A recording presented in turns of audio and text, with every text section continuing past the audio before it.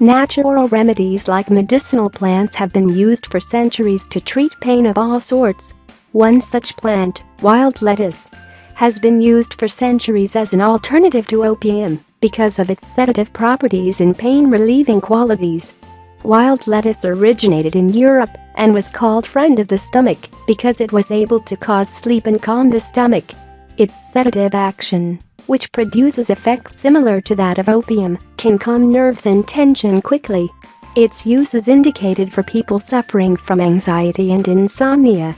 It has been used in folk medicine in the treatment of a number of diseases including asthma, cough, insomnia, headaches, muscle aches and menstrual problems.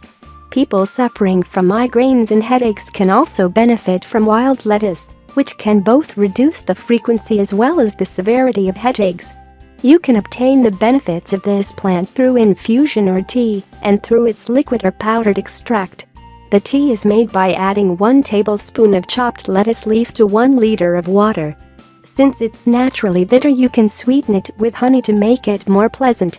This plant should be consumed under the guidance and supervision of a health professional, because even though it's a natural product, it can have some serious side effects when consumed in large quantities or by people with allergies or certain medical conditions.